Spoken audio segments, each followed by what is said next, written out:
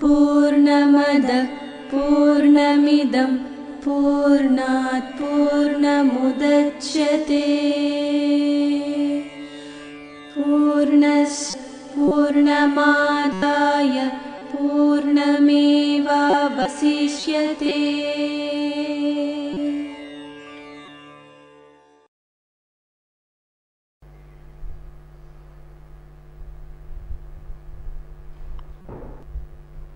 యుద్ధరంగంలోకి వెళ్ళిన తర్వాత కూడా నేనందరినీ ఒకసారి చూడాలనుకుంటున్నాను, నా రథాన్ని అనుకున్నటువంటి స్థానంలో నిలబెట్టు అన్నాడు.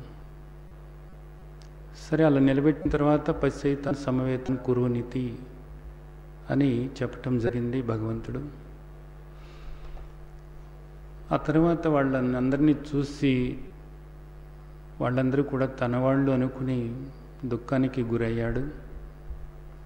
ఆ తర్వాత ఆ మోహంలో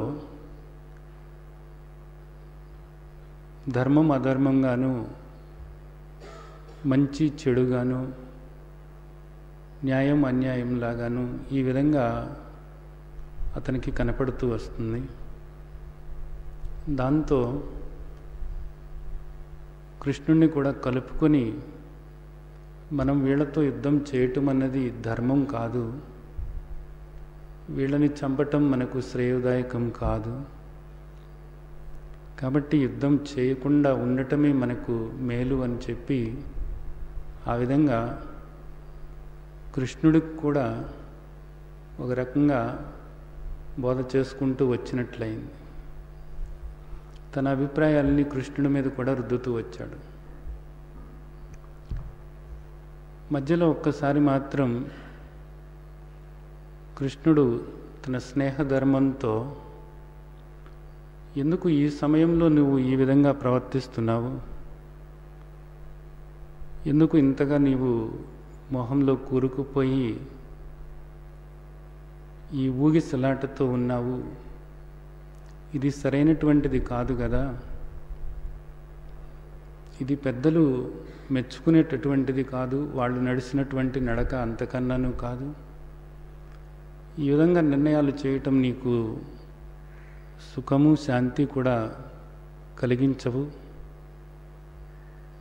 అలాగే ఇది నీకు అప్రతిష్టను కూడా తీసుకొస్తుంది, అకీర్తికరం అర్జున, ఎందుకు ఈ విధంగా నువ్వు ప్రవర్తిస్తున్నావు అని ఒక స్నేహితుడుగా, ఒక బంధువుగా ఈ మాటలు మాట్లాడటం జరిగింది. ఈ మాటలు విన్న తర్వాత కూడా అర్జునుడు ఏమంటున్నాడు అంటే, వాళ్ళందరూ కూడా మహానుభావులు, నాకు గురువులు, వాళ్ళను చంపేసిన తర్వాత రక్తసిక్తమైనటువంటి ఆ రాజ్యం నాకెందుకు, నేను భిక్ష చేసుకునైనా బ్రతుకుతాను, కానీ ఈ యుద్ధం నేను చేయను, ఈ యుద్ధం మనకు శ్రేయోదాయకం కాదు అని చెప్పాడు. ఇంతవరకు చూస్తే ఒక ఏకపక్షంగా అర్జునుడు మాట్లాడుకుంటూ వెళుతున్నాడు.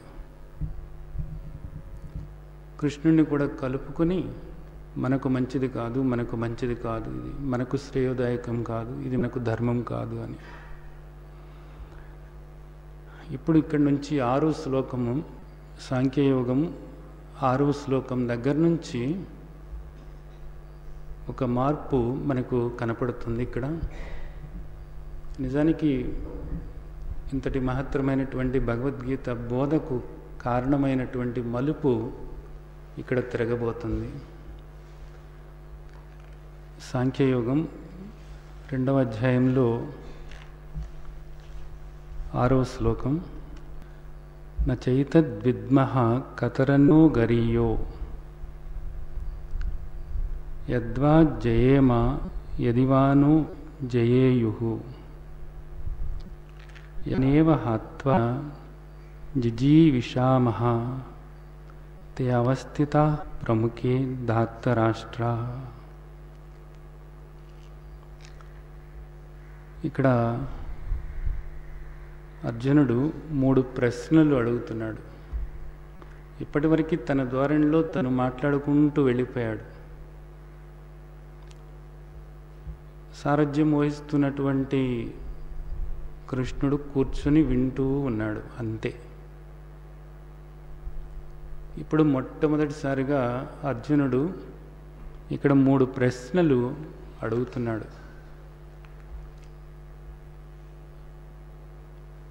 ఇక్కడ మనం ఆలోచించుకోవాల్సినటువంటి ఒక ముఖ్యమైనటువంటి విషయం ఏంటంటే, కొన్నిటిని చూసిన తరువాత మనకు ఒక అభిప్రాయం ఏర్పడవచ్చు. అయితే ఇది ధర్మమా అధర్మమా, ఇది మంచా చెడా అని ఒక సందిగ్ధం అక్కడ కూడా ఏర్పడవచ్చు. కానీ మనకున్నటువంటి అభిప్రాయం ఏదైతే ఉందో ఆ అభిప్రాయాన్ని బలపరుచుకుంటూ గుడ్డిగా తను అనుకున్నట్లుగానే వెళుతూ ఉంటారు అనేక మంది. వాళ్లకు ఏ అభిప్రాయం ఏర్పడితే ఏ విషయంలోనైనా సరే ఆ విషయాన్ని బలపరుచుకుంటూ దానిలోనే ప్రయాణం చేస్తూ ఉంటారు. ప్రత్యేకించి ఎవరైతే పూర్తిగా తమోగుణంతో రజోగుణంతో ఉంటారో అలాంటి వాళ్ళు ఏం చేస్తూ ఉంటారు అంటే, దుర్బుద్ధితో ప్రవర్తిస్తున్నప్పుడు కూడా వాళ్ళ దుర్బుద్ధికి కారణాలు ఏవైతే ఉన్నాయో, వాళ్ళు కల్పించుకున్నటువంటి కారణాలు ఏవైతే ఉన్నాయో వాటిని మాట్లాడుతూ వాళ్ళు నడిచేటటువంటి ఆ దుర్నడక ఏదైతే ఉందో ఆ నడకను బలపరుచుకుంటూ ఉంటారు. అంతేకాని ఇది సరైందా కాదా అని ప్రక్క వాళ్ళను అడగటానికి ఎప్పుడు కూడా సిద్ధంగా ఉండరు. వాళ్ళ పాటికి వాళ్ళు చేసుకుంటూ పోతూ ఉంటారు అన్నమాట, అంతే. ఇప్పటి వరకు కూడా అర్జునుడు అదే రీతిగా నడుచుకుంటూ వచ్చాడన్నమాట. ఇప్పుడు మొట్టమొదటిసారిగా మాట్లాడుతున్నాడు. ఇది సాత్వికులకు ఉండాల్సినటువంటి లక్షణం. ఇక్కడ ఒక సంశయం అన్నది ఏర్పడుతుంది. నిజానికి యుద్ధం చేయటానికి యుద్ధభూమికి వచ్చాడు. వచ్చిన తర్వాత ఇప్పుడు యుద్ధం చేయటం మంచిది కాదు అనేది అనిపిస్తుంది. యుద్ధం చేయటం మంచిది కాదు అని అనిపించినప్పుడు మామూలుగా అయితే ఏం చేస్తారు అంటే వెనదిరిగి వెళ్ళిపోతారు. ఎందుకనంటే మొదటి అధ్యాయం అంతా కూడా దగ్గర ఈ 2వ అధ్యాయంలో ఈ 5వ శ్లోకం దాకా కూడా యుద్ధం చెయ్యకుండా ఉండటానికి, యుద్ధభూమి నుండి వెనక్కు వెళ్ళిపోవటానికి అనేక కారణాలను అర్జునుడి మనస్సు అర్జునుడికి చెప్తూ ఉందన్నమాట. అనేక కారణాలు. ఇది ధర్మం కాదు, ఇది శ్రేయోదాయకం కాదు, ఈ రక్తపు కూడు నువ్వెలా తింటావు, వీళ్ళందరినీ చంపేసి నువ్వెలా బావుకుంటావు, ఇది నీకు మంచిది కాదు, ఎట్టి పరిస్థితుల్లోనూ కూడా కులధర్మాలు నశించిపోతాయి, అధర్మం పెచ్చు పెరిగిపోతుంది. ఇలాంటివి ఎన్నో అర్జునుడి మనసు చెప్పింది. ఇన్ని చెప్పినప్పటికీ కూడా అర్జునుడు కాస్త ఒక్క నిమిషం ఇక్కడ ఆలోచనలో పడ్డాడు. ఆలోచనలో పడి ఏమంటున్నాడు అంటే, ఇక్కడ కృష్ణ, మనం ఇప్పుడు వీళ్ళతో యుద్ధం చేయాలని మనం అనుకుంటున్నాం, బాగానే ఉంది. యుద్ధం చేసినట్లయితే మనం వాళ్ళని జయించగలమా? అసలు వాళ్ళని జయించగలమా మనం? ఇది మనకు సాధ్యమవుతుందంటావా? సరే, ఒకవేళ జయించామే అనుకో, వాళ్ళందరినీ చంపేశామే అనుకో, వాళ్ళందరినీ చంపేసిన తర్వాత మనం నిజానికి జీవించి ఉండటానికి మనం ఇష్టపడతామా? అసలు వాళ్ళని చంపేసిన తర్వాత మనం అసలు జీవించి ఉండవేమో. ఇది 2వ ప్రశ్న. 3వ ప్రశ్న, ఇప్పుడు నాకు అర్థం కావటం లేదు, అసలు మనం యుద్ధం చేయాలా వద్దా అన్నది. యుద్ధం చేయటము మేలా, యుద్ధం చెయ్యకుండా ఉండటం మేలా? ఈ సందేహాలు వచ్చినట్లయితే మనిషి కాస్త వివేకంతో ప్రవర్తిస్తున్నట్లు అని మనం అనుకోవాలి. ఈ సందేహాలు రాకుండా గుడ్డెద్దు చేలో పడ్డట్టు అంటారు చూడండి. తను పట్టిన కుందేటికి 3 కాళ్ళు అని మూర్ఖంగా పోతూ ఉంటారు. అలాంటి వాళ్ళు ఎప్పుడూ కూడా ఇక్కడ సుఖంగా శాంతిగా ఉండలేరు. వాళ్ళ పక్కన ఉన్న వాళ్ళని కూడా సుఖశాంతులతో ఉండనియ్యరు. అంతే. వీళ్ళు కూడా దుఃఖపడుతూనే ఉంటారు. వాళ్ళ సాంగత్యంలోకి ఎవరైతే వస్తారో వాళ్ళు కూడా దుఃఖపడుతూనే ఉంటారన్నమాట. ఈ ఆలోచన ఉండాలి మనిషికి ఎప్పుడైనా కూడా. మనం చేసేటటువంటిది నిజానికి ఇది సరైనటువంటిదేనా కాదా? యుద్ధం చేశామే అనుకో, అసలు మనం గెలుస్తామంటావా? సరే, మనం గెలిచామే అనుకో, మనం గెలవటం అంటే ఏంటి? వాళ్ళందరినీ చంపేయాలి. వాళ్ళందరినీ చంపేసిన తర్వాత, బాగా నాకు కావలసినటువంటి వాళ్ళందరినీ చంపేసిన తర్వాత, ఆ తర్వాత అసలు మనం జీవించి ఉంటామంటావా? వాళ్ళే లేనప్పుడు ఇంకా మనకి ఇక్కడ జీవితం అన్నది ఏం లేదు అని కదా అర్జునుడి అభిప్రాయం. ఆ తర్వాత ఇంకా మనం ఏ సుఖం ఏ శాంతి మనం అనుభవిస్తాము? కాబట్టి ఇప్పుడు కృష్ణ, నాకేం అర్థం కావటం లేదు. యుద్ధం మానేయటం అన్నది మంచిదంటావా? యుద్ధం చేయటం అన్నది మంచిదంటావా? ఏదో ఒకటి నేను తెలుసుకోవాలనుకుంటున్నాను. కార్పణ్య దోషోపహత స్వభావః పృచ్ఛామి త్వాం ధర్మ సమ్మూఢచేత యశ్రేయస్సాన్నిశ్చితం బ్రూహి తన్మే శిష్యస్తేహం శాదిమాం త్వాం ప్రపన్నం. ఈ శ్లోకం వల్ల మనకు భగవద్గీత బోధ మనం ఈరోజు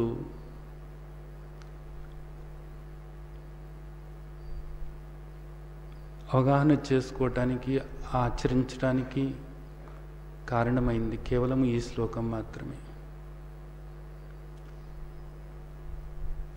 అర్జునుడు మాట్లాడుతున్నాడు, కార్పణ్య దోషోపాత స్వభావః పృచ్ఛామి త్వాం ధర్మ సమ్మూఢచేత. కార్పణ్య దోషం, ఉపహత స్వభావ. నా స్వభావాన్ని కార్పణ్య దోషం అనేటటువంటిది ఏదైతే ఉందో, ఆ కార్పణ్య దోషం వల్ల నా స్వభావాన్ని నేను పూర్తిగా కోల్పోయాను. ఇక్కడ స్వభావము అన్నప్పుడు బుద్ధి అని అర్థం చేసుకోవాలి. ఏమైందంట ఈయన బుద్ధికి? ఏమైంది? నా బుద్ధి నశించిపోయింది. నేనేమి తెలుసుకోలేకుండా ఉన్నాను. ఒక అయోమయ పరిస్థితి నన్ను ఆవరించింది. ఏది ధర్మమో ఏది అధర్మమో నాకు తెలియటం లేదు. వెనక్కి వెళ్ళాలా ముందుకు వెళ్ళాలా అసలు తెలవటం లేదు. విచక్షణ జ్ఞానం అనేటటువంటిది నేను పూర్తిగా కోల్పోయాను. బుద్ధి నాశనం అయిపోయింది. బుద్ధి నాశ. ఉపహత స్వభావ. నా స్వభావం అంటే నా బుద్ధి పూర్తిగా ఆ విధంగా నాశనం అయిపోయినట్లయింది. నాకు అంతకు ముందు ఉన్నటువంటి విచక్షణ జ్ఞానము ఏదైతే ఉందో, ఆ విచక్షణ జ్ఞానము అనేటటువంటిది, ఆ వివేక శక్తి అనేటటువంటిది నేను కోల్పోయాను. ఎందుకు కోల్పోయాను అంటే కార్పణ్యము వల్ల కోల్పోయాను. ఏమిటి కార్పణ్యము అంటే అర్థం ఏమిటి? కృపణుడు అంటారు వీళ్ళు. కృపణుడు అంటే ఏది తెలుసుకోవాలో అది తెలుసుకోనటువంటి వాడు ఎవరైతే ఉన్నారో వాడిని కృపణుడు అంటారు. అలాంటి వ్యక్తి కార్పణ్య దోషంలో కూరుకుపోయాడు అని అంటారు. మనం చూసినట్లయితే బృహదారణ్యకోపనిషత్తు చూసినట్లయితే దానిలో యజ్ఞవల్క మహర్షి చెప్తారు, గార్గి, ఎవడు అక్షరమైనటువంటి దాన్ని తెలుసుకోకుండానే ఈ దేహము వీడుతున్నాడో వాడు కృపణుడు. ఎవడు అక్షరమైనటువంటి దాన్ని తెలుసుకోకుండా ఈ దేహము వీడుతున్నాడో వాడు కృపణుడు అని బృహదారణ్యకోపనిషత్తు చెప్తుంది. అలాగే మిగిలిన శృతి స్మృతులలో మనం చూసినట్లయితే ఎవరైతే ఈ ఇంద్రియ విషయాలకు సంబంధమైనటువంటి రాగద్వేషాలను జయించలేదో వాడు కృపణుడు అని మనకు స్మృతి మాత మనకు తెలియచేస్తుంది. ఎవరు ఇంద్రియ విషయాలలో ఉన్నటువంటి రాగద్వేషాలను జయించలేదు, ఎవరైతే అహంకార మమకారాలలో కూరుకుపోయి ఉంటారో వాడు ఇంద్రియ విషయాలకు సంబంధమైనటువంటి రాగద్వేషాలను జయించలేడు. అలాగే ఎవరు ఈ అహంకార మమకారాలలో కూరుకుపోయేటటువంటిది, ఎవరైతే అజ్ఞానంతో ఉన్నారో వాళ్ళు ఈ అహంకార మమకారాల్లో కూరుకుపోయి ఉంటారు. ఆ అహంకార మమకారాలే రాగద్వేషాలకు కారణమవుతున్నాయి. ఈ రాగద్వేషాలే కర్మలకు కారణమవుతున్నాయి. ఆ కర్మలే జన్మలకు కారణమవుతున్నాయి. అంటే ఇప్పుడు ఈ దేహాన్ని వీడిపోయి గార్గి ఎవడైతే అక్షరమైనటువంటి దాన్ని, శాశ్వతమైనటువంటి దాన్ని, సత్యమైనటువంటి దాన్ని, నిత్యమైనటువంటి దాన్ని తెలుసుకోకుండా ఈ దేహాన్ని వీడిపోతున్నాడో వాడే కృపణుడు.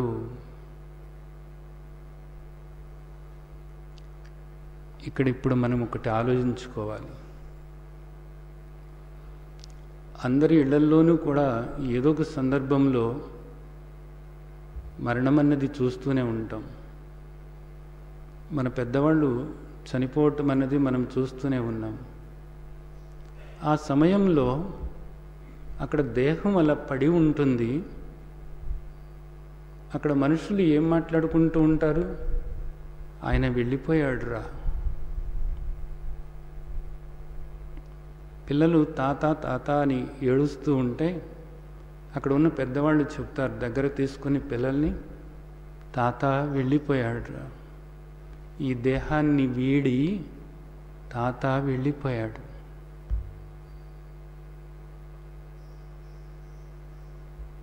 ఇది ఇక్కడ మనందరికీ కూడా అనుభవమే కదా. ఈ అనుభవం లేని వాళ్ళు ఎవరున్నారు? ఆయన వెళ్ళిపోయాడు. ఆయన ఎక్కడ ఉన్నా ఆయన ఆత్మ శాంతించాలి అని ఇక్కడ సభలు పెట్టి ఆయన ఆత్మశాంతి కోసం నువ్వు ప్రార్థనలు చేస్తూ ఉంటావు కదా. అలాగే ఆయన కోసమని చెప్పేసి కర్మకాండలు ఆచరిస్తూ ఉంటావు కదా.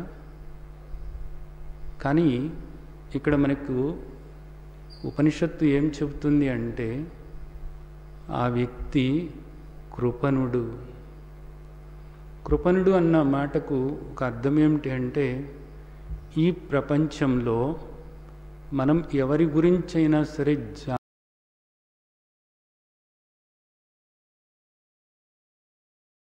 జాలి పడాలి అని అనుకుంటే అలాంటి వ్యక్తి ఎవడు అంటే ఇదిగో వీడేనట. మోస్ట్ పిటియబుల్ పర్సన్ అన్నమాట. అంతకన్నా జాలి పడటానికి ఇక్కడ ఎవడూ లేడట. వాడిని చూసి అయ్యో పాపం వీడు ఏది తెలుసుకోవాలో అది తెలుసుకోలేకపోతున్నాడే, కృపణుడైపోయాడే. అయ్యో పాపం, సమయమా దగ్గరకు వస్తుందే, ఈ దేహాన్ని వీడిపోయే సమయం దగ్గరకు వస్తుందే, అయినా తెలుసుకోవటానికి ప్రయత్నం చేయటం లేదే వీడు కృపణుడైపోయాడే అని అలాంటి వ్యక్తిని చూసి మనం జాలిపడాలట. అర్జునుడికి ఇప్పుడు ఇక్కడ ఒక సందేహం. ఏమంటున్నాడు? నేను నిజంగా ఏది తెలుసుకోవాలో అది తెలుసుకోలేకపోతున్నాను. యుద్ధం చేయాలా, యుద్ధం చేయవద్దా? యుద్ధం చేసినట్లయితే వీళ్ళందరూ కూడా చనిపోతారు. చనిపోయిన తర్వాత నిజానికి నేను బావుకునేది ఏమిటి? ఇక్కడ యుద్ధం చేయకపోతేనేమో నాకు సుఖశాంతులు లేవు, ఇక్కడ నాకు దుఃఖమే కలుగుతుంది. వీళ్ళు నాకు దుఃఖాన్నే కలిగిస్తూ ఉన్నారు. వీళ్ళతో కలిసిన దగ్గర నుంచి కూడా వీళ్ళు నాకు దుఃఖాన్ని కలిగిస్తూనే ఉన్నారు. ప్రతిసారి కూడా నన్ను అణగదొక్కేసేయాలని, నన్ను చంపేసేయాలని ప్రతిసారి కూడా ప్రయత్నం చేస్తూనే ఉన్నారు. వీళ్ళ వల్ల నాకు ఏ సుఖము కూడా కనపడటం లేదు. కానీ నా వాళ్ళే, నాకు విద్యలు నేర్పించినటువంటి వాళ్ళే, నాకు గురువులు కూడాను, వీళ్ళు మహానుభావులు కూడాను. ఈ మహానుభావులు అనుకునే వాళ్ళ వల్ల, ఈ కౌరవుల వల్ల నాకు దుఃఖం కలుగుతూనే ఉంది నిజానికి. ఇప్పుడు నాకు ఏది ధర్మమో ఏది అధర్మమో నాకు తెలియటం లేదు. ఏది సత్యమో ఏది అసత్యమో నాకు తెలియటం లేదు. ఏది నిత్యమో ఏది అనిత్యమో కూడా నాకు తెలియటం లేదు. కాబట్టి ఈ దోషం నన్ను ఆవరించింది బాగా.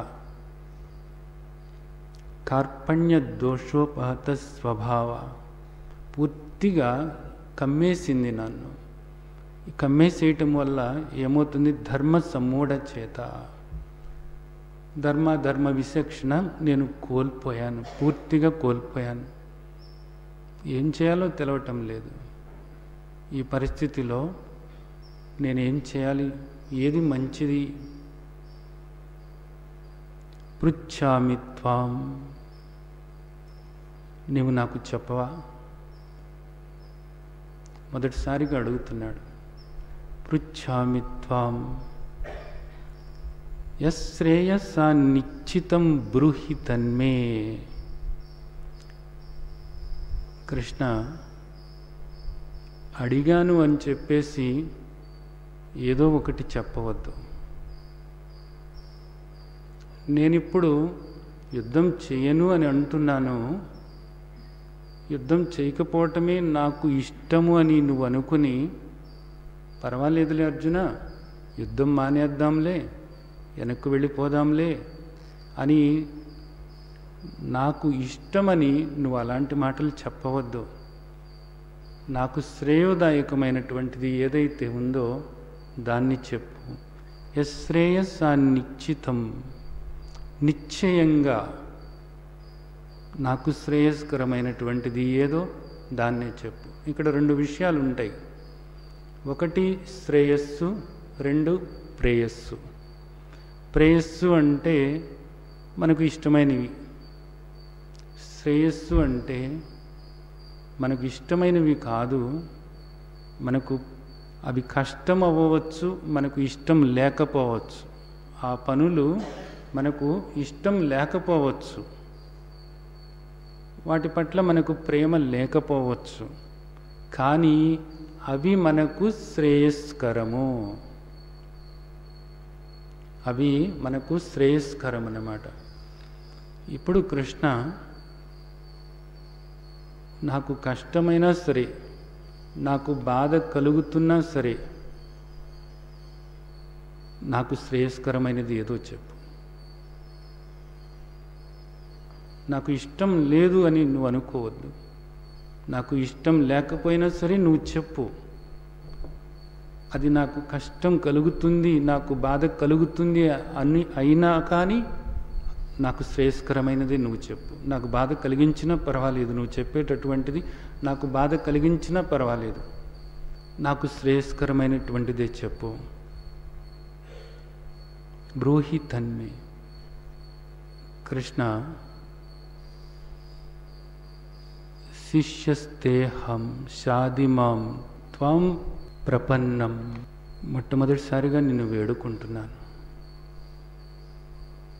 శిష్యుడిగా నిన్ను అభ్యర్థిస్తున్నాను.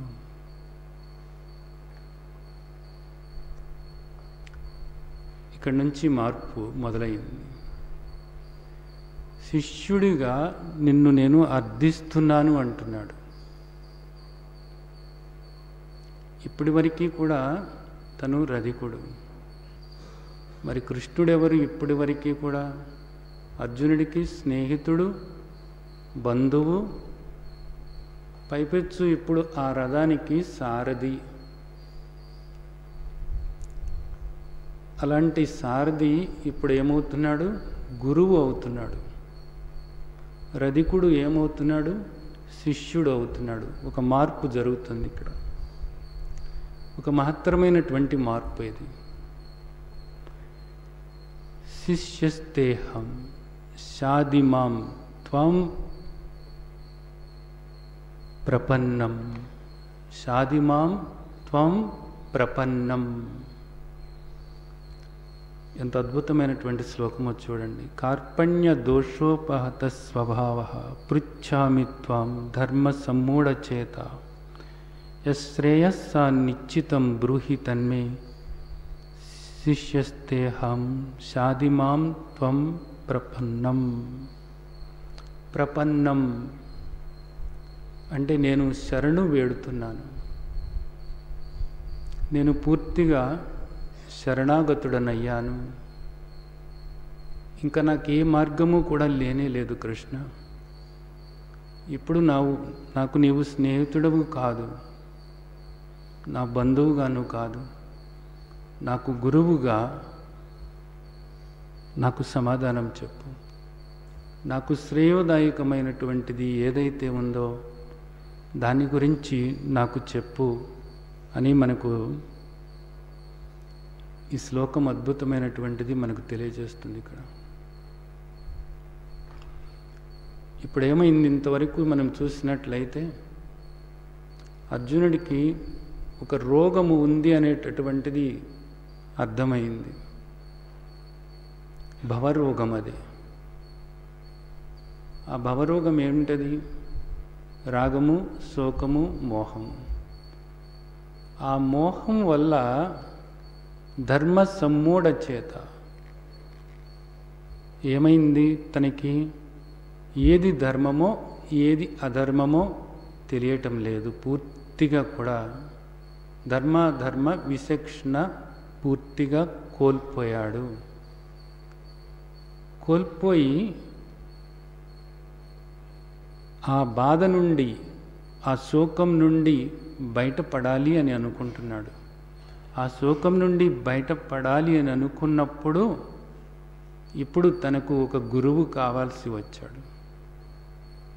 గురువు ఎప్పుడు అవసరం అంటే, ఇదిగో ఈ భవరోగం నుండి బయటపడటానికి గురువు కావాలి.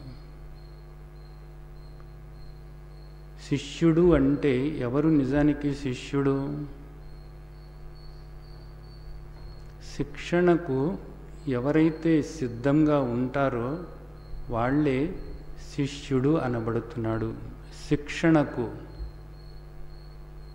శిక్షణ తీసుకోవటానికి సిద్ధమైనటువంటి వాడు శిష్యుడు.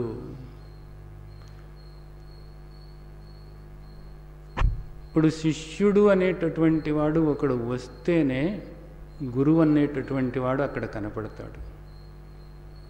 శిష్యుడు లేనప్పుడు అసలు గురువు కనపడడు.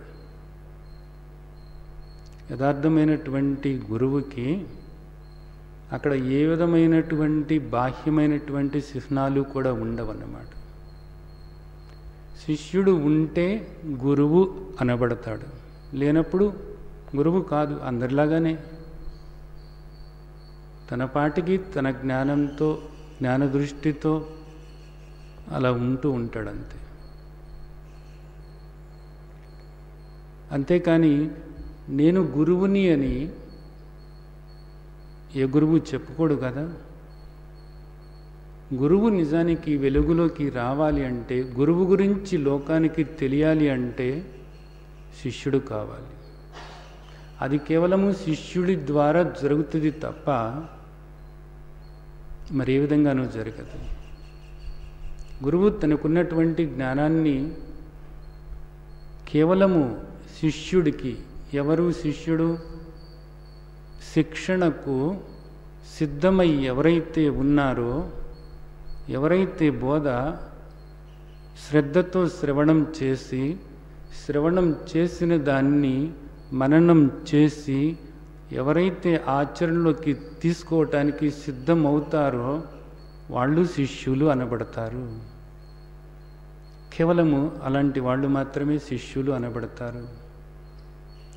అప్పటి వరకు కూడా నిజానికి జ్ఞానబోధ చేయాల్సినటువంటి అవసరం లేదు. మనం చూసాము, ఇంతకుముందు 2 శ్లోకాలు చెప్పుకున్నాం. అప్పుడు కూడా కృష్ణుడు మాట్లాడాడు. ఏ విధంగా మాట్లాడాడు? ఏంటయ్యా ఈ విధంగా నువ్వు ప్రవర్తించటం అనేది, ఈ సమయంలో నువ్వు ఇలా ప్రవర్తించటం అనేది సరైనటువంటిది కాదు. ఏదో నపుంసకుడిలాగా మాట్లాడుతున్నావు. నిజానికి క్లైబ్యం మాస్మగమః పార్థ నైతత్వ ఉపపద్యతే క్షుద్రం హృదయ దౌర్బల్యం త్యక్తోత్తిష్ట పరంతప. నువ్వు యుద్ధం చేయటానికి వచ్చావు, వచ్చిన తర్వాత ఈ మాటలు ఏమిటయ్యా ఇలా మాట్లాడతావు? ఈ హృదయ దౌర్బల్యం ఏమిటి నీకు? యుద్ధం చేయాలి, చెయ్యి. ఇలా నువ్వు చేయలేదనుకో ఇక్కడ నిన్నెవరూ కూడా మెచ్చరు, ఇది నీకు సుఖము ఇవ్వదు, ఇది పెద్దలు ఆశించినటువంటి మార్గంలో నువ్వు నడవటం లేదు కూడాను అని మామూలుగా చెప్పాడనమాట. కానీ ఎప్పుడైతే ఇక్కడ శిష్యస్తేహం షాదిమాం త్వం ప్రపన్నం, నీకు శరణాగతి వెడుతున్నాను.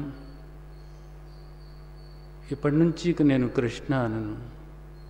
ఇప్పటి నుంచి నీవు నాకు స్నేహితుడివి కాదు, నా బంధువు కాదు, నాకు గురువువి.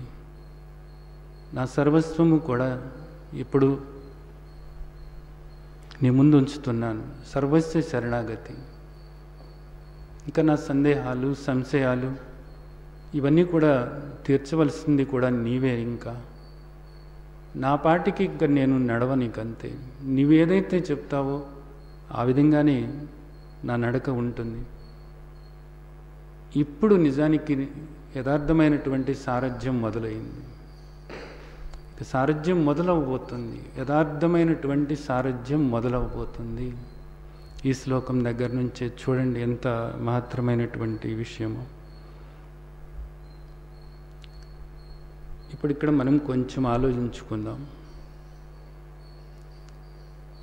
మన దగ్గరికి వచ్చేటప్పటికి ఇప్పటివరకు మనం ఏమనుకున్నామో, రాగద్వేషాలు ఏవైతే ఉన్నాయో ఆ రాగద్వేషాలను జయించాలి. ఇంద్రియ విషయాలలో పొంచి ఉన్నటువంటి రాగద్వేషాలు, ప్రతి ఇంద్రియ విషయంలోనూ కూడా పొంచి ఉన్నటువంటి రాగద్వేషాలను జయించాలి. వీటితో యుద్ధం చేయాలి. కామ, క్రోధ, లోభ, మోహ, మద, మాత్సర్యాలు ఏవైతే ఉన్నాయో వాటితో యుద్ధం చేయాలి. అహంకారం, బలం, దర్పం, కామం, క్రోధం, పరిగ్రహం వీటన్నిటితోనూ కూడా నువ్వు యుద్ధం చేయాలి. నీ అసుర భావాలతో యుద్ధం చేయాలి. ఈ యుద్ధం అయిపోయేటటువంటి యుద్ధం కాదు. నీ చివరి శ్వాస వరకు కూడా యుద్ధం చేస్తూనే ఉండాలి. ఎందుకంటే ఈ ఇంద్రియాలు నీ చివరి శ్వాస వరకు కూడా పనిచేస్తూనే ఉంటాయి. కొత్త కొత్త విషయాలు నీ ఇంద్రియాలు గ్రహిస్తూనే ఉంటాయి. ఆ గ్రహించినటువంటి ప్రతి విషయంలోనూ కూడా రాగద్వేషాలు అనేటటువంటి శత్రువులు పొంచి ఉంటాయి. నిన్ను పతనం చేయటానికి, నువ్వు దుఃఖంలో కూరుకుపోయేలాగా చేయటానికి. కాబట్టి జాగరూకుడవై ఉండి చివరి శ్వాస వరకు కూడా నువ్వు యుద్ధం చేయాలి.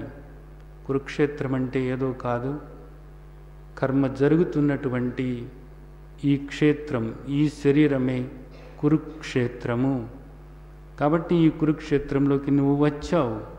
ఎందుకు వచ్చావు? యుద్ధం చేయటానికి వచ్చావు. ఇక్కడ వీటితో యుద్ధం చేయటానికి నువ్వు సిద్ధమై వచ్చావు.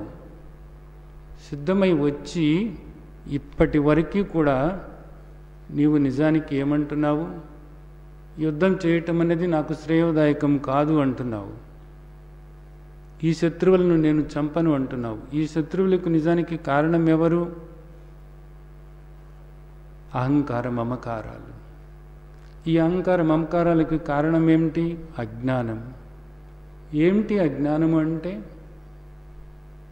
దేహమే నేను అనుకునేటటువంటి భావన. ఇదే అహంకారం. అహం ఆకారం, నేను ఈ ఆకారాన్ని, నేను ఈ దేహాన్ని అని నీవు స్థిరపరుచుకుని ఉన్నావు. ఎప్పుడైతే నేను ఈ దేహాన్ని అనేటటువంటి నిశ్చయంతో నువ్వు ఉంటున్నావో అప్పుడు దాంతోపాటే మమకారం అన్నది వస్తుంది. నేను నాది, నేను నా వాళ్ళు. ఈ అహంకారము మమకారము అనేటటువంటిది ఎందుకు వచ్చింది? అజ్ఞానము వల్ల వచ్చింది. అజ్ఞానం అంటే ఏమిటి? నిన్ను నీవు తెలుసుకోకపోవటమే. నిన్ను నీవు తెలుసుకోకపోవటమే. నిన్ను నీవు తెలుసుకోకపోవటము అంటే నీవు ఈ దేహం కాదు, దేహంలో ఉన్నటువంటి ఆత్మస్వరూపానివి. నీవు నిత్యమైనటువంటి వాడివి, నీవు సత్యమైనటువంటి వాడివి అని నీవు తెలుసుకోకపోవటమే అజ్ఞానము. ఇందాక మనం చెప్పుకున్నాం. ఏమని చెప్పుకున్నాం? దేహం అక్కడ పడి ఉంది, ఆ దేహాన్ని వీడి ఆయన వెళ్ళిపోయాడు అని అంటున్నారే. ఆ వెళ్ళిపోయినటువంటి ఆయన కనపడేవాడు కాదు. ఆయన కనపడేవాడు కాదు. కానీ దేహం వీడి వెళ్ళిపోతున్నాడు అనేది నీకు తెలుస్తుంది. అదే పరిస్థితి రేపు నీకు వస్తుంది. ఈరోజు నేను నేను అనుకుంటూ, ఈ దేహమే నేను అనుకుంటూ, ఈ అహంకారంతోనే నువ్వు ప్రవర్తిస్తూ ఉండి ఇలాగే ఉన్నప్పుడు ఈ దేహం రేపు శిథిలమైతే ఈ దేహం ఇక్కడ పడి ఉంటుంది. నీ మనమళ్ళలో మనవరాళ్ళలో ఏడుస్తూ ఉన్నప్పుడు పక్కవాళ్ళు చెప్తారు ఏమని? అమ్మమ్మ వెళ్ళిపోయిందిరా, అమ్మమ్మ ఈ దేహం వీడి వెళ్ళిపోయింది. అమ్మమ్మ కాదు అది, అది అమ్మమ్మ దేహం. తాత వెళ్ళిపోయాడు, ఈ దేహాన్ని వీడి తాత వెళ్ళిపోయాడు. అది తాత కాదురమ్మ, ఏడవబాకు, తాత కాదు ఇది. తాత దేహాన్ని వీడి వెళ్ళిపోయాడు. రేపు ఖచ్చితంగా ఇదే జరుగుతుంది కదా.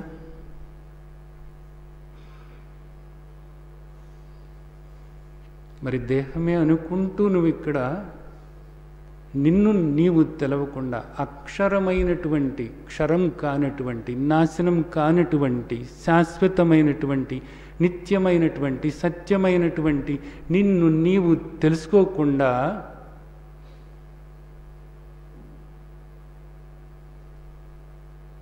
కృపణుడు అయిపోతున్నావు, కృపణుడుగా ఉంటున్నావు. ఈ దేహంలోకి నువ్వు వచ్చింది ఎందుకోసం అంటే యుద్ధం చేయటానికి, నిన్ను నువ్వు తెలుసుకోవటానికి, ఈ అహంకారాన్ని పూర్తిగా ఇక్కడ నువ్వు జయించటానికి, నీ అజ్ఞానాన్ని పూర్తిగా పోగొట్టుకోవటం కోసం. ఇప్పుడు యుద్ధం దేంతో చేయాలి? నిజానికి నీవు అహంకారంతో యుద్ధం చేయాలి. అహంకారం వల్లనే రాగద్వేషాలు. ఈ రాగద్వేషాలకు కారణమైనటువంటిది అహంకారం. అహంకారం అనేటటువంటిది అహం ఆకారం, నేను ఈ దేహమే అనేటటువంటిది. ఇప్పుడు ఇక్కడ అర్జునుడు ఏమంటున్నాడు? వీళ్ళని నేను చంపేస్తాను అంటున్నాడు. వీళ్ళు నా వల్ల చనిపోతారు అంటున్నాడు. ఎవరిని చంపేస్తాను అంటున్నాడు? లేదా వాళ్ళ వల్ల నేను చనిపోతాను అంటున్నాడు. నేను చనిపోతాను అనుకున్నా నాకు బాధే, నా వాళ్ళు చనిపోతారు అనుకున్నా నాకు బాధే. అందుకని ఇప్పుడు అర్జునుడికి బాధ కలుగుతుంది. ఈ అహంకారాన్ని పోగొట్టుకోవటానికి అర్జునుడు సిద్ధంగా లేడు. ఈ అహంకారంతో యుద్ధం చేయటానికి అర్జునుడు సిద్ధంగా లేడు. ఈ అహంకారానికి కారణమైనటువంటి అజ్ఞానాన్ని పోగొట్టుకోవటానికి ఇప్పటి వరకు కూడా సరైనటువంటి గురువుని ఆశ్రయించలేదు. ఇదిగో ఇప్పుడు ఆశ్రయించాడు. శిష్యస్తేహం శాదిమాం త్వం ప్రపన్నం, శాదిమాం త్వం ప్రపన్నం. శరణు వేడుతున్నాను, నాకు శ్రేయోదాయకమైనటువంటిది చెప్పు. ఏది నీకు శ్రేయోదాయకమైనటువంటిది? ఇది ఒక్కటే. ఏది? జ్ఞానము ఒక్కటే నీకు శ్రేయోదాయకమైనటువంటిది. ఇదంతా ఒకవైపు,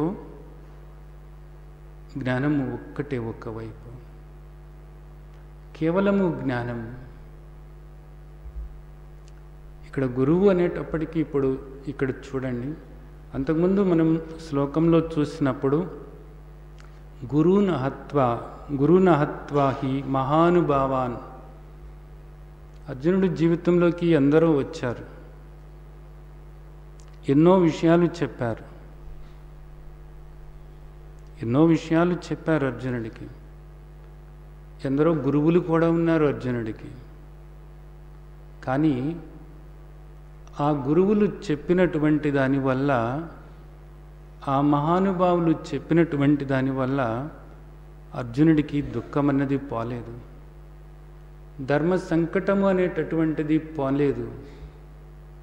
అంతకుముందు నిజానికి ఇప్పుడు ఎవరినైతే తాను గురువు అని అనుకుంటున్నాడో అర్జునుడు, ఆ గురువులు ఎవరైతే ఉన్నారో ఆ గురువులు అర్జునుడి యొక్క అజ్ఞానాన్ని పోగొట్టినట్లయితే ఈ రోజున ఈ ధర్మ సంకటంలో పడేవాడు కాదు కదా అర్జునుడు. ఈ రోజున ఈ ధర్మ సంకటంలో అర్జునుడు పడేవాడు కాదు. ఇప్పుడు అర్జునుడికి ధర్మము, ఏది ధర్మము తెలియరాకుండా ఉన్నది. ఇక్కడ ఎన్నో ధర్మాలు తన ముందు కనపడుతున్నాయి. ఈ ధర్మాలన్నీ కూడా ఇదిగో వీళ్ళు నేర్పారు. ఈ మహానుభావుల దగ్గర నుంచి నేర్చుకున్నాడు, ఈ గురువుల దగ్గర నుంచి నేర్చుకున్నాడు, ఎన్నో విద్యలు నేర్చుకున్నాడు,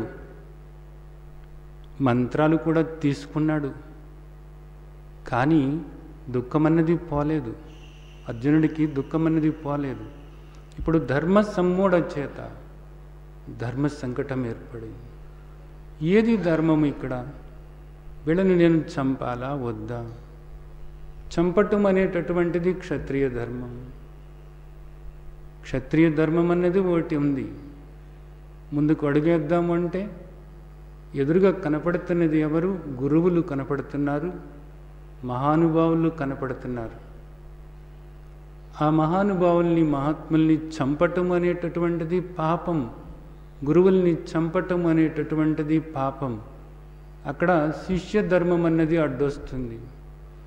ఓ పక్క క్షత్రియ ధర్మం, మరో పక్క శిష్య ధర్మం అడ్డొస్తుంది. అలాగే ద్రౌపదికి మాట ఇచ్చి వచ్చాడు, వీళ్ళందరినీ కూడా చంపుతానని. భర్త ధర్మం అన్నది వాటికి వస్తుంది. అలాగే అవతల స్నేహితులు ఉన్నారు, స్నేహ ధర్మం అన్నది వాటి గుర్తొస్తుంది. స్నేహితుల్ని ఎలా చంపుతాం? అలాగే ఎందరో బంధుత్వాలు ఉన్నాయి, అనేక రకాలైనటువంటి బంధువులు ఉన్నారు, స్వజనం, బాంధవ, వాళ్ళందరితోనూ కూడా తనకి బంధుత్వం ఉంది, ఆయా ధర్మాలు ఉన్నాయి. మనవడిగా తనకు ధర్మము, అలాగే స్నేహితుడిగా ధర్మము, భర్తగా ధర్మము, శిష్యుడిగా ధర్మము, క్షత్రియుడిగా ధర్మము, ఇలాంటి ధర్మాలన్నీ కూడా తనకు గుర్తుకొస్తున్నాయి. ఈ ధర్మాలలో ఏ ధర్మాన్ని నేను ఆచరించాలి ఇక్కడ? అలాగే ఇప్పుడు వాళ్ళను చంపితే అది మనకు పాపం కదా. వాళ్ళను చంపేసినట్లయితే ఇంకా ఇక్కడ ఎవరు మిగులుతారు? ఇలాంటి రాజ్యం నాకెందుకు? ఈ రక్తశక్తమైనటువంటి ఈ రాజ్యం నాకెందుకు? దాన్ని నేనేం చేసుకోవాలి? నాకేం సుఖము? ఇక్కడ మనకు కూడా అలాంటి ధర్మాలే. అర్జునుడికి చూడండి, ఎన్నో అభిప్రాయాలు ఉన్నాయి, రకరకాలైనటువంటి అభిప్రాయాలు, రకరకాలైనటువంటి ధర్మాలు. అర్జునుడికి ఉన్నటువంటి ఆ అభిప్రాయాలు అన్నీ కూడా తనకు దుఃఖాన్ని కలిగిస్తున్నాయి, మోహంలో పడిపోయేలాగా చేస్తున్నాయి. అతను నేర్చుకున్నటువంటి, ఆచరిస్తున్నటువంటి ధర్మాలన్నీ కూడా అర్జునుడికి మహా దుఃఖాన్ని కలిగిస్తూ ఉన్నాయి. పూర్తిగా మోహంలో కూరుకుపోయేలాగా చేస్తున్నాయి. వీటన్నిటికీ కారణం ఏమిటి? ఎందుకు వీటి నుంచి బయటపడలేకపోతున్నాడు? రాగము. రాగానికి కారణం ఏమిటి? అజ్ఞానం. ఆ అజ్ఞానం పొంది వీటి నుంచి బయటపడటం అన్నది కుదరనే కుదరదు.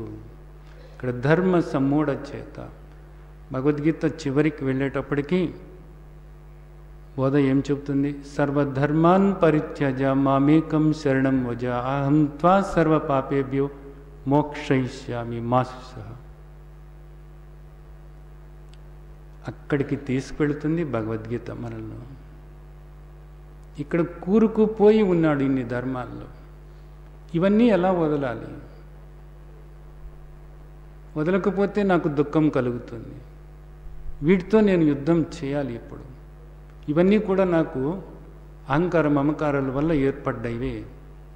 దానికి మూలమైనటువంటి అజ్ఞానం అన్నది ఒకటి ఉండనే ఉంది. ఈ అహంకార మమకారాల వల్లే రాగద్వేషాల వల్లే నాకు ఈ దుఃఖం అంతా కూడా. ఈ దుఃఖాన్ని నేను భరించలేను. ఇది మామూలు దుఃఖం కానే కాదు. అందుకు కృష్ణ శిష్యస్తేహం షాదిమాం త్వాం ప్రపన్నం. ఇక్కడ ఇంకొక విషయం, యశ్రేయసాన్నిశ్చితం బ్రూహి తన్మే. ఇక్కడ బ్రూహి అన్న మాట మాట్లాడుతున్నారు. అంటే నాకు బోధించు, నాకు తెలియచేయి. దీని నుంచి మనం ఏం అర్థం చేసుకోవాలి అంటే, నీ దుఃఖం పోవాలి అంటే ఆశీర్వదించితే పోదు. ఆశీర్వదించటం వల్ల పోదు. లేదా నువ్వు అలాంటి వ్యక్తికి సన్నిహితంగా స్నేహితుడిగా ఉన్నా కానీ పోదు. ఇప్పుడు దాకా అర్జునుడు కృష్ణుడికి మంచి స్నేహితుడు, మంచి బంధువు, మామూలుగా కాదు, చాలా గట్టి స్నేహితులు వాళ్ళిద్దరూ కూడా, బాగా కావాల్సినటువంటి బంధువులు కూడా. అలాంటి సద్గురువుకి నువ్వు స్నేహితుడైనంత మాత్రాన, లేదా నువ్వు బంధువు అయినంత మాత్రాన నీ అజ్ఞానం పోదు, నీ దుఃఖం నుండి నువ్వు బయటపడవు. అలాగే ఆశీర్వాదాల వల్ల దుఃఖం నుండి బయటపడటం అనేది జరగదు. దేనివల్ల బయటపడటం అనేది జరుగుతుంది? ఏది శ్రేయోదాయకమో దాన్ని సద్గురువు మనకు బోధించటం ద్వారా జరుగుతుంది. కేవలము బోధ వల్ల జరుగుతుంది.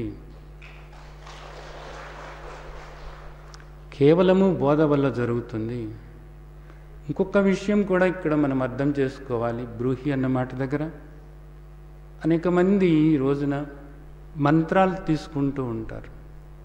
మేము మంత్రం తీసుకున్నామండి అని చెప్తారు, మేము మంత్రం చేసుకుంటున్నామండి అని చెప్తారు. కేవలము నువ్వు మంత్రం చేసుకోవటం వల్ల నీ అజ్ఞానం అన్నది పోదు. కొంతవరకు నీకు ఏకాగ్రత ఏర్పడుతుంది, దోషం నుండి కాస్త నువ్వు బయటపడతావు. అంతకు మించి నీ అజ్ఞానం అన్నది పోదు. ఆయన ఎవరు వచ్చారండి, మా ఊరు వచ్చారు, ఆయన దగ్గర అందరూ తీసుకుంటున్నారు, నేను కూడా ఏదో ఒకటి ఇచ్చి మంత్రం తీసుకున్నాను, అప్పటి నుంచి నేను అది చేసుకుంటున్నాను, మరి ఇప్పుడు నేనేం చేయాలి? ఆయన ఇచ్చారు కదా, నేను తీసుకున్నాను, ఆయన్నే నేను గురువుగా తీసుకున్నాను. దానివల్ల నీ అజ్ఞానం ఏమీ పోదు. అజ్ఞానం అన్నది కేవలము జ్ఞానబోధ వల్ల మాత్రమే పోతుంది. కేవలము జ్ఞానబోధ, కేవలము ఆత్మబోధ, కేవలము నీ గురించి నీకు పరిచయం చేసి, నిన్ను నీకు పరిచయం చేసి, నీవు నీవుగా ఉండేలాగా చేయగలిగినటువంటి వ్యక్తి ఎవరైతే ఉన్నారో ఆ వ్యక్తి మాత్రమే సద్గురువు, సమర్థ సద్గురువు అనబడుతున్నాడు. మంత్రాల ద్వారా అయ్యేటటువంటిది కాదు. మిగిలిన బాహ్యమైనటువంటి విషయాలలో అనేక గురువులు ఉండవచ్చు. ఎందుకంటే ఇక్కడ అనేక విషయాలు అనేక మంది దగ్గర తెలుసుకుంటూ నేర్చుకుంటూ ఉంటాం. అలాగే అనేక రకాలైనటువంటి చదువులు ఉన్నాయి ఇక్కడ.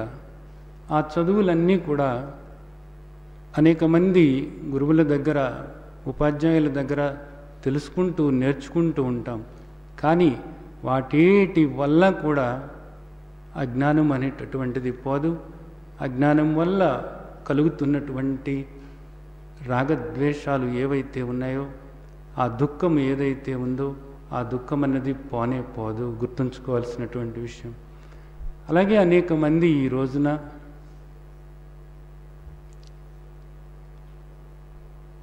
కనుమరుగైపోయినటువంటి మహాత్ముల యొక్క జీవిత చరిత్ర చదివి వారిని గురువుగా తీసుకున్నాను అని వారు చెప్పినటువంటి బోధలో కొన్ని విషయాలు వాటిని పట్టుకొని వెళుతూ ఉంటారు. కానీ దానివల్ల కూడా నిజానికి అజ్ఞానం అన్నది పూర్తిగా తొలగదు. అజ్ఞానం అన్నది తొలగాలి అనుకున్నప్పుడు ఒక క్రమ పద్ధతిలో అది పోవాలి. అందుకోసం శ్రీమద్ భగవద్గీత 18 అధ్యాయాల్లో మనకు అందించారు. 18 అధ్యాయాలలో వాటిని క్రమ పద్ధతిలో మనం అవగాహన చేసుకుని శ్రద్ధగా శ్రవణం చేసి మననం చేస్తూ ఆ దృష్టి ఏర్పరచుకుని దాన్ని పూర్తిగా మనం ఆచరణలోకి పెట్టినప్పుడు మాత్రమే ఈ అజ్ఞానం నుంచి మనం బయటపడతాం, ఈ అహంకారం నుంచి మనం బయటపడతాం. అంతేకాని ఏదో కేవలము కొన్ని పుస్తకాలు చదవటం వల్లనో లేదా ఎవరో ఇచ్చినటువంటి ఏదో మంత్రం చేసుకోవటం వల్లనో లేదా ఒక మహాత్ముల యొక్క సద్గురువుల యొక్క జీవిత చరిత్ర చదవటం వల్లనో వాటిలో ఉన్న 2 విషయాలు పట్టుకోవటం వల్లనో అజ్ఞానం పోగొట్టుకోవటం అనేది సాధ్యం కాదు. శ్రీమద్ భగవద్గీతలోని నిజానికి ఇంకొక శ్లోకం మనం 4వ అధ్యాయంలో చూసినట్లయితే తద్విద్ధి ప్రణిపాతేన పరిప్రశ్నేన సేవయా ఉపదేక్షంతి తే జ్ఞానం జ్ఞానిన తత్వదర్శిన అన్నారు. భగవద్గీత ఇక్కడ మన ముందుంది. ఈ భగవద్గీత చదువుకుంటే సరిపోతుంది అని చెప్పలేదు. ఎవరైతే ఆ దృష్టి ఏర్పరచుకుని అలా ఉంటారో వాళ్ళ అజ్ఞానాన్ని పోగొట్టుకొని ఆ తత్వాన్ని అవగాహన చేసుకుని తత్వతః ఎవరైతే అలా ఉంటారో అలాంటి మహాత్ముల దగ్గరకు వెళ్ళి వాళ్ళ దగ్గర నీవు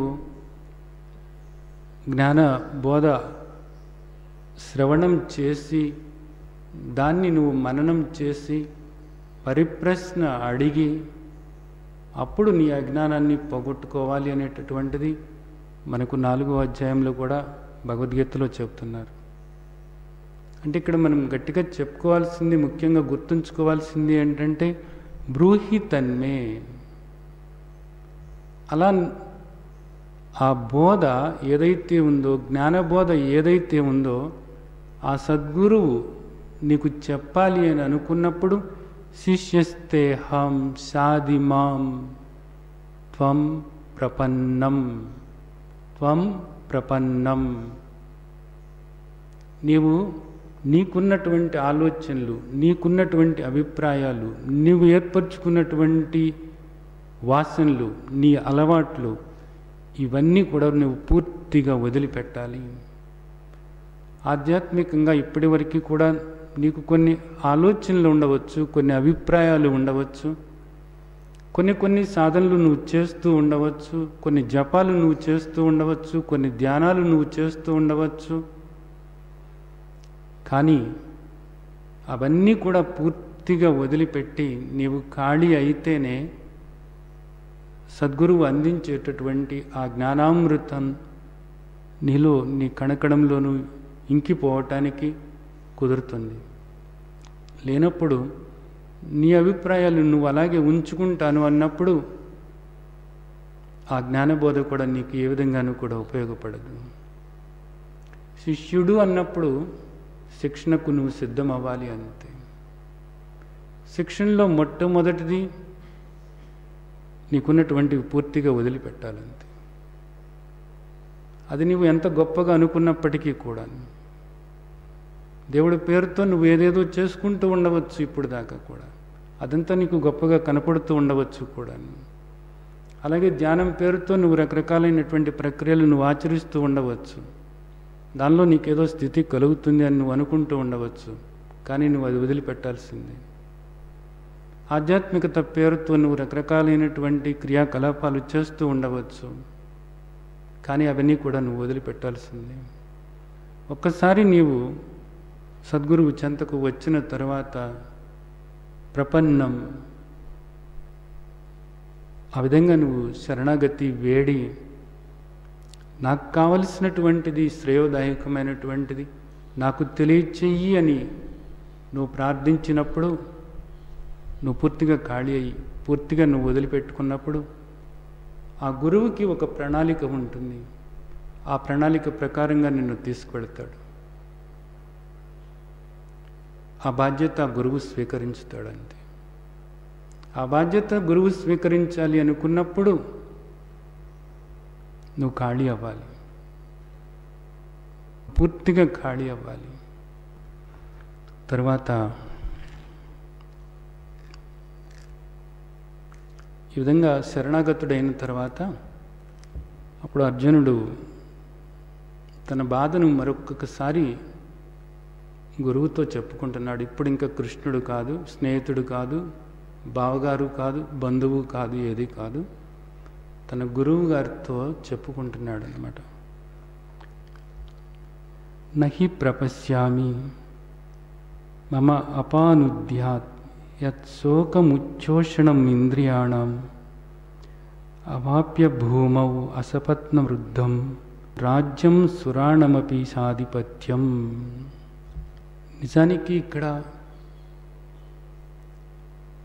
ఈ భూమండలం అంతా కూడా నా స్వాధీనమైనప్పటికీ కూడా ధనధాన్యాలతో సమృద్ధ సమృద్ధిగా ఉన్నటువంటి సుసంపన్నమైనటువంటి ఈ భూమండలం అంతా కూడా నాకు సొంతమైనప్పటికీ కూడా, అంతేకాదు ఇంద్ర పదవి నాకు వచ్చినప్పటికీ కూడా ఇప్పుడు నేను అనుభవిస్తున్నటువంటి దుఃఖం ఏదైతే ఉందో ఈ దుఃఖం నుండి నేను బయటపడలేను అని నాకు తెలుస్తుంది. యచ్చోకముచ్చోషణమింద్రియాణం, ఈ దేహేంద్రియాలను ఈ మనోబుద్ధులను కూడా శోషింపచేస్తున్నటువంటి మెలిపెడుతున్నటువంటి ఈ దుఃఖం, ఈ భయంకరమైనటువంటి దుఃఖం ఏదైతే ఉందో ఈ దుఃఖం నుండి నేను బయటపడలేను అనిపిస్తుంది. ఈ భూమండలం అంతటికీ కూడా నేనే చక్రవర్తి అయినప్పటికీ కూడా తిరుగులేని చక్రవర్తిని. నాకెవ్వరూ కూడా ఇక్కడ శత్రువులు లేరిక. అంతటి సంపద అది నా సొంతమైనప్పటికీ కూడా. అలాగే ఇంద్రలోకము అంటారు, స్వర్గము అంటారు. అలాంటి ఇంద్రలోకానికి నేనే అధిపతినైనప్పటికీ కూడా ఏదో ఉండి రావటం కాదు. స్వర్గానికి వెళ్ళాడు ఆయన, ఇక్కడ పుణ్యం ఏదో చేసుకున్నాడు, ఆ పుణ్యం వల్ల అతనికి స్వర్గం వస్తుందట. ఆ వచ్చినాకేమవుతుంది? క్షీణే పుణ్యం మత్స్యలోకం విశంతితే, భగవద్గీత చెప్తుంది. మళ్ళీ ఇక్కడ వచ్చి పడతాడు. ఇక్కడ వచ్చి పట్టమంటే మనిషిగానా? నమ్మకమేముంది? 84 లక్షల జీవరాశి, ఏదో ఒక జీవిగా. కానీ ఆ ఇంద్ర పదవి నాకు వస్తే ఇంకెక్కడికి రావటం అనేది లేదు. సుఖభోగాలను నాకు అందించటానికి ప్రతి క్షణము కూడా వందల వేల మంది నా కనుసనలలో ఉంటారు. ఈ లోకంలో ఉన్నటువంటి సర్వ సుఖాలను కూడా నేను అనుభవించవచ్చు. అలాగే ఆ పై లోకంలో కూడా సర్వ సుఖాలను కూడా నేను అనుభవించవచ్చు. ఇహ పరలోకాల్లో ఇక్కడ కానీ అక్కడ కానీ సుఖాలు ఏవైతే ఉన్నాయో, భోగాలు ఏవైతే ఉన్నాయో ఆ సుఖభోగాలన్నీ కూడా నేను అనుభవిస్తున్నప్పటికీ కూడా ఈ దుఃఖం అన్నది మాత్రం నాకు పోవటం లేదు, పోదు అనిపిస్తుంది అంతే. ఇప్పుడు ఇక్కడ మనం ఆలోచించుకోవాలి. అనేక మంది నిజానికి సంపద సంపద సంపద అని సంపద కోసం పరుగులు పెడుతూ ఎక్కడెక్కడికో వెళుతున్నారు. నిజానికి కుటుంబ సభ్యులతో కూడా సంబంధ బాంధవ్యాలు కోల్పోతున్నారు. కేవలము సంపద, కేవలము సంపద, కేవలము సంపద.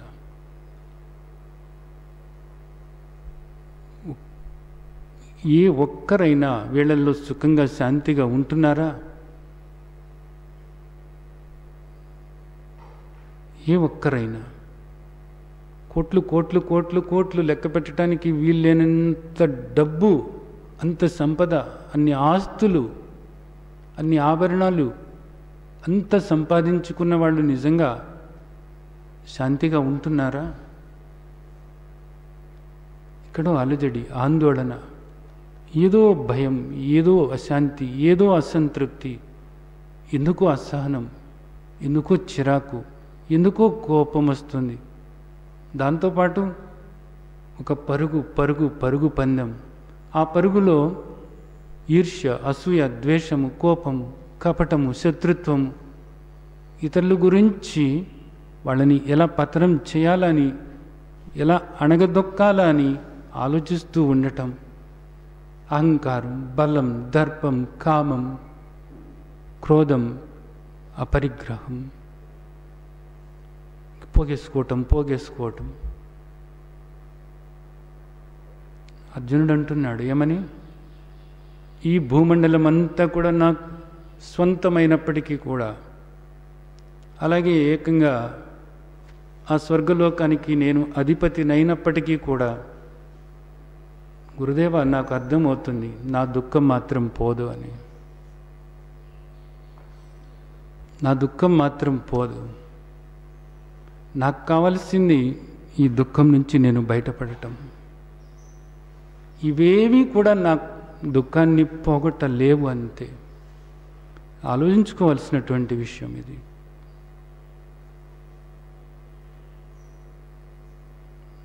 ఈరోజు మనిషి ఆలోచించుకోవాల్సినటువంటి విషయం, చాలా ముఖ్యమైనటువంటి విషయం.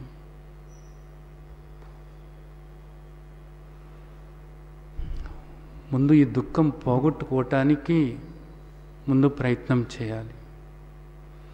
ఇక్కడ ప్రతి క్షణము కూడా సుఖంగా శాంతిగా ఉండటానికి అడ్డుపడుతున్నటువంటి ఆ రాగద్వేషాలను సంహరించాలి. దానికి కారణమైనటువంటి అహంకార మమకారాలను పూర్తిగా అణిచివేయాలి. వాటికి కారణమైనటువంటి అజ్ఞానాన్ని సమూలంగా నాశనం చేసుకోవాలి. ఇదంతా జరగాలి అనుకున్నప్పుడు కేవలము అది సమర్థ సద్గురువు వల్ల మాత్రమే సాధ్యమవుతుంది అనేది మనకి ఇక్కడ మళ్ళా భగవద్గీత చెబుతున్నటువంటి విషయం. లేనప్పుడు ఇక్కడ ఎన్ని ఉన్నప్పటికీ కూడా, నువ్వు ఎన్ని పదవులు పొంది ఎంతగా మంది మార్బలం నీ చుట్టూతో ఉండి ఎందరో సేవకులు, ఎందరో నీకు సుఖభోగాలను అందించేటటువంటి వాళ్ళు నీ కనుసనలలో ఉన్నప్పటికీ కూడా లోపల ఆ దుఃఖం అనేది పోదు. కేవలము ఆ దుఃఖం అనేటటువంటిది అజ్ఞానం ద్వారా మాత్రమే పోతుంది అన్నది మనం అర్థం చేసుకోవాల్సినటువంటి విషయం ఇక్కడ. సరే, అర్జునుడు ఇక్కడ చూడండి, శరణాగతి వేడాడు. నేను శిష్యుడిగా అర్థిస్తున్నాను, నాకు శ్రేయోదాయకమైంది చెప్పు, అది నాకు చెప్పు. సరే, నీకేమిటి ప్రాబ్లం? ఇదిగో ఇది ప్రాబ్లం. ఓ డాక్టర్ దగ్గరికి వెళ్ళి, ఏమిటయ్యా నీ ప్రాబ్లం? ఇదిగో నా ప్రాబ్లం ఇది. క్లుప్తంగా ఒకే ఒక్క శ్లోకంలో చక్కగా చెప్పాడు అర్జునుడు. ఇంతకుముందు దాకా ఒకటో అధ్యాయం దగ్గర మొదలుపెట్టి ఏదో ఏదో ఏదో ఏదో చెప్పుకుంటూ వెళుతున్నాడు అనమాట. ఇక తనకు అర్థమైంది. ఏది అర్థమైంది? తనకి దుఃఖం ఉంది అనేది అర్థమైంది. ఇప్పుడు దాకా తను నేర్చుకున్నవి ఏవైతే ఉన్నాయో అవి తన దుఃఖాన్ని పోగొట్టడానికి ఉపయోగపడవు అనేది అర్థమైంది. కాబట్టి తనుగ్గా తాను దుఃఖాన్ని పోగొట్టుకోలేడు అనేది అర్థమైంది. అలా దుఃఖాన్ని పోగొట్టుకోవాలి అనుకున్నప్పుడు సద్గురువుని శరణు వేడాలి అనేది అర్థమైంది. ఆ విధంగా సద్గురువుని శరణు వేడిన తర్వాత తనకు దుఃఖం ఎంత తీవ్రంగా ఉందో ఆ బాధను ఈ శ్లోకంలో వ్యక్తపరిచాడు అనమాట. ఇంత బాధ నేను అనుభవిస్తున్నాను, ఇవన్నీ కాదు నాకు కావాల్సింది, ఇవేవి కూడా నా దుఃఖాన్ని పోగొట్టలేవు. ఇక్కడ మనిషి ఎలా ఆలోచిస్తూ ఉంటాడు? ఈ పిల్ల పెళ్ళైతే నా దుఃఖం పోతుంది, ఈ పిల్లవాడికి మంచి ఉద్యోగం వస్తే నా దుఃఖం పోతుంది, ఈ ఆస్తి తగాదా ఏదైతే ఉందో అది సెటిల్ అయిపోతే నా దుఃఖం పోతుంది, కాస్త ఈ ఆరోగ్యం కుదుట పడితే నా దుఃఖం పోతుంది, నేను మొదలుపెట్టినటువంటి ఆ వ్యాపారం కాస్త లాభంగా నడిస్తే నా దుఃఖం పోతుంది, నేను చేస్తున్నటువంటి ప్రాజెక్ట్ ఏదైతే ఉందో అది సక్సెస్ అయితే నా దుఃఖం పోతుంది. ఎన్ని కారణాలు చెప్తారు? కొన్ని వందల వేల కారణాలు చెప్తారు. ఇవన్నీ కూడా సరైనప్పటికీ కూడా నీ దుఃఖం అన్నది పోదు. అందుకని అంత గట్టిగా ఈ శ్లోకంలో అర్జునుడు తన పరిస్థితి ఏదైతే ఉందో దాన్ని వివరించటం జరిగింది. నాకు ఇంత దుఃఖం ఉందయ్యా, ఇది ఏటి వల్ల కూడా నాకు పోదు అన్నది నాకు అర్థమవుతుంది. అలాంటి ఈ దుఃఖాన్ని దయచేసి మీరే పోగొట్టగలరు అని మాట్లాడకుండా కూర్చున్నాడు. అర్జునుడు కూడా అలా కూర్చున్నాడు. అలాగే కృష్ణుడు కూడా అలాగే కూర్చున్నాడు. గమనించుకుంటున్నాడు గురువు. తను చెప్పింది నిజమేనా? ఎందుకు నన్ను బోధ చేయమంటున్నాడు? బాహ్యమైనటువంటి విషయాల కోసం బోధ చేయమంటున్నాడా, లేకపోతే యథార్థంగా దుఃఖం పోగొట్టుకోవటం కోసం బోధ చేయమంటున్నాడా? బ్రూహి తన్మే, నాకు బోధ చేయండి. దేనికి బోధ చేయమంటున్నావు? నీ బాహ్యమైనటువంటి విషయాల కోసమా? నీకు ఇప్పుడు రాజ్యం రావాలనా? నాకు రాజ్యమే వద్దు, రాజ్యం వచ్చినా నాకు దుఃఖం పోదు అనేది నాకు తెలుస్తుంది.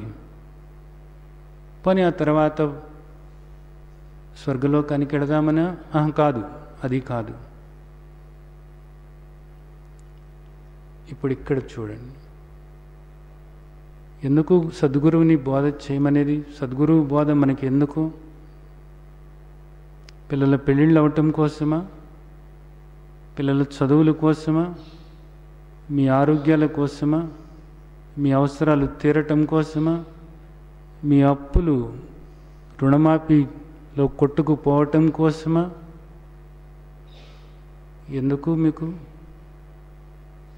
అవన్నీ జరిగితే మీ దుఃఖం పోతుందా? ఇప్పుడు కృష్ణుడు చూస్తున్నాడు.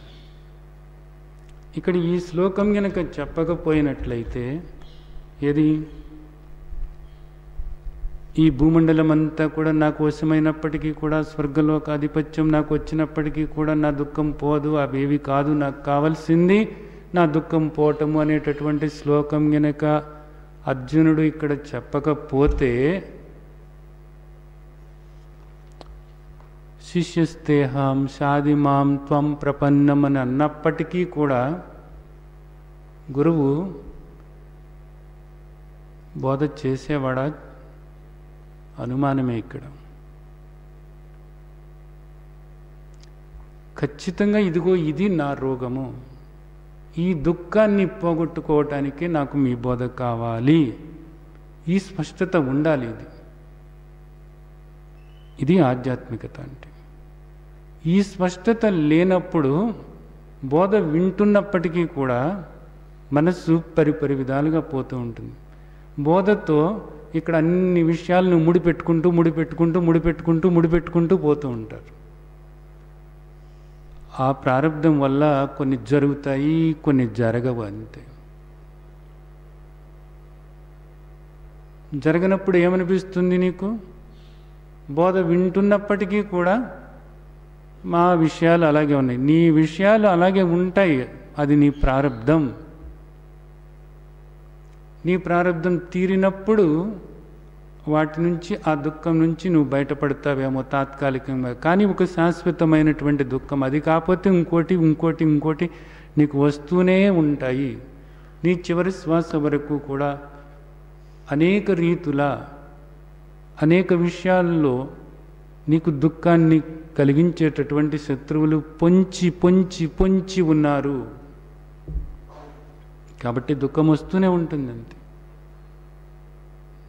ఒక శాశ్వతమైనటువంటి పరిష్కారం కోసమే ఈ బోధ అనేది ఇక్కడ మనం అర్థం చేసుకోవాలి. ఈ శ్లోకం మనం అవగాహన చేసుకుంటున్నప్పుడు కేవలం ఆ దృష్టితో మనం శ్రీమద్ భగవద్గీతలోకి అడుగు పెట్టాలి. భగవంతుడు బోధ చేయబోతున్నారు 11వ శ్లోకం దగ్గర నుంచి. ప్రతి క్షణము కూడా మన దృష్టి దేని మీద ఉండాలి? దుఃఖం పోగొట్టుకోవటం మీద ఉండాలి. ఇప్పుడు ఇక్కడ అర్జునుడికి ముఖ్యమైనటువంటిది చూసినట్లయితే, వాళ్ళని నేను చంపేస్తున్నానేమో, వాళ్ళు చచ్చిపోతారు, నేను చచ్చిపోతాను, ఇది చావు భయం. ఎందుకు ఆ చావు భయం వచ్చింది? మరణ భయం ఎందుకు వచ్చింది? ఈ అహంకారం వల్లే. అంటే నేను ఈ దేహం అనుకునే దాని వల్లనే.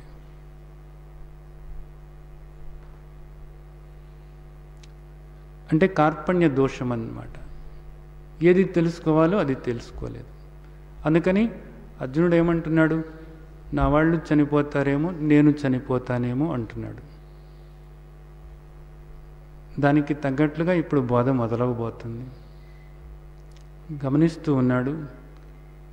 అర్జునుడు మౌనంగా అలా కూర్చున్నాడు. ఇప్పుడు సంజయుడు మాట్లాడుతున్నాడు. ఏవముక్త్వా హృషీకేశం గుడాకేశః పరంతప నయోత్సే ఇతి గోవిందం ఉక్త్వా తూష్ణీం బభూవః.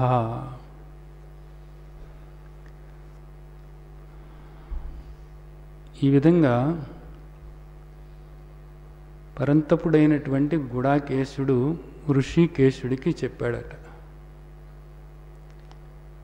పరంతప అంటే శత్రువులను తపింపచేసేటటువంటి వాడు, యుద్ధంలో శత్రువులను సంహరించేటటువంటి వాడు. ఎప్పుడవుతాడు? గుడాకేశుడైతే.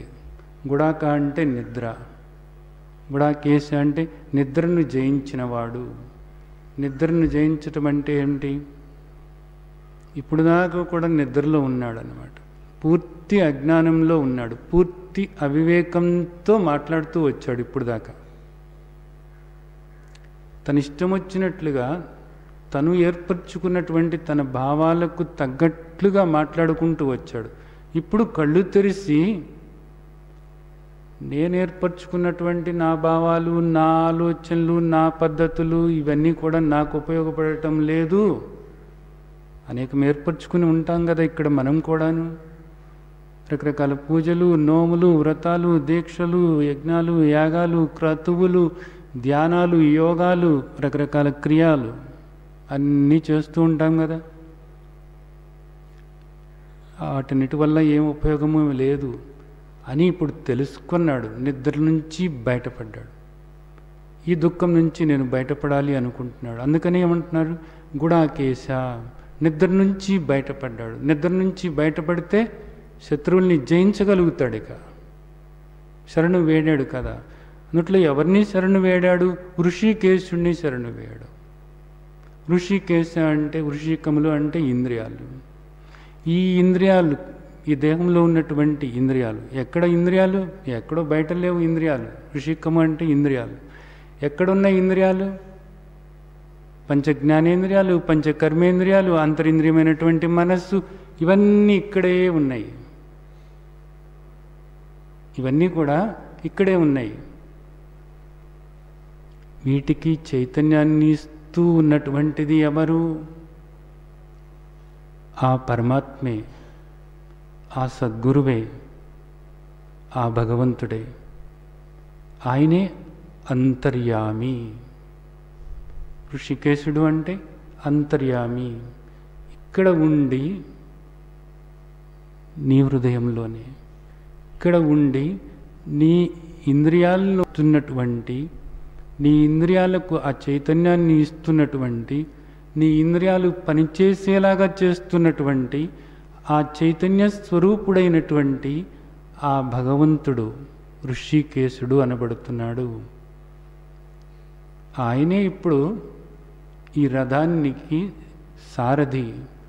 ఈ రథాన్ని నడపటానికి నిజానికి ఆయన ఎప్పుడో వచ్చి ఇక్కడ కూర్చుని ఉన్నాడు, నువ్వు గుర్తించలేదు. కానీ ఇప్పుడు కళ్ళు తెరవాల్సినటువంటి సమయం ఏర్పడింది. నిద్ర నుంచి నువ్వు బయటపడవు. ఇప్పుడు అలా మౌనంగా కూర్చున్నాడట. నాకు ఇంత బాధ కలుగుతుంది, ఇంకా నేను మరి యుద్ధం చేయలేను కదా, ఇంత బాధలో ఉండి ఇంత మోహంలో కూరుకుపోయాను కదా, ఇది నా పరిస్థితి అని మౌనంగా కూర్చున్నాడట. కూర్చున్నప్పుడు తర్వాత సంజయుడు చెబుతున్నాడు, తమ్ ఉవాస హృషీకేశః ప్రసన్నివ భారత సేనయోరుభయోర్మధ్యే విషీదంతమిదం వశః.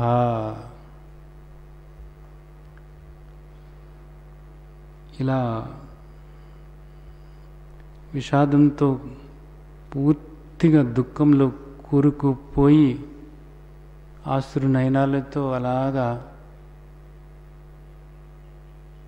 ఏం చేయాలో తెలియనటువంటి పరిస్థితిలో శరణు వేడి చేతులు జోడించి అలా కూర్చున్నటువంటి అర్జునుడిని చూసి ఋషికేశుడు, ఎవరు ఆ అంతర్యామి అయినటువంటి ఆ భగవంతుడు,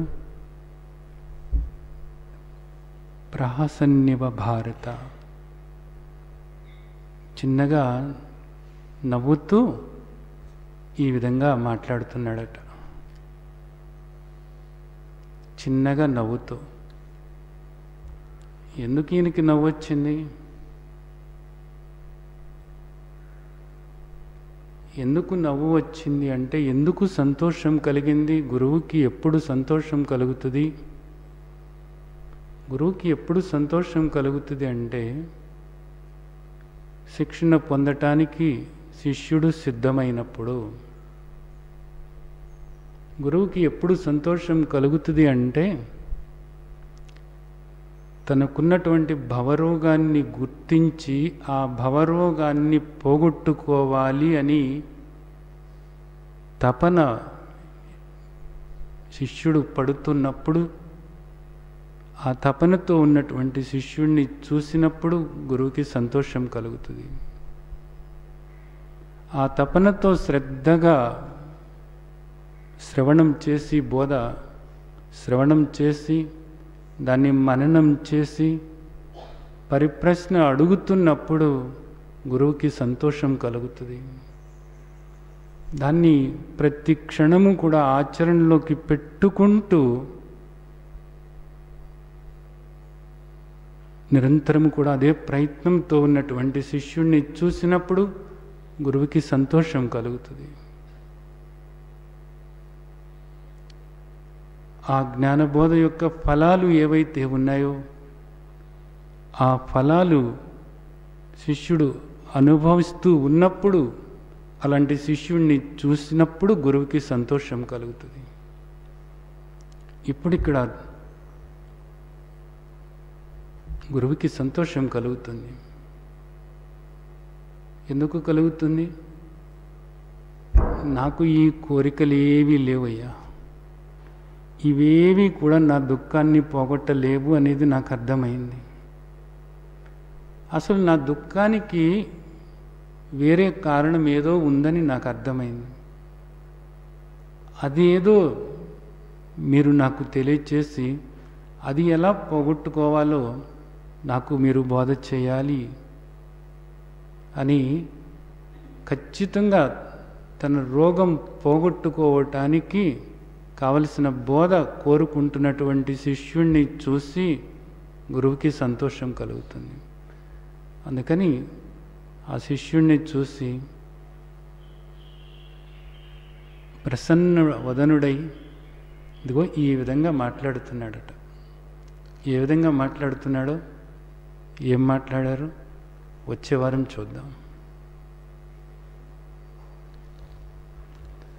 సరేనా?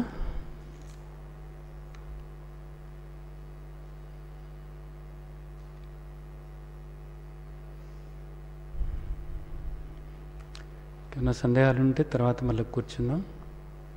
సరేనా? జై సచ్చిదానంద్.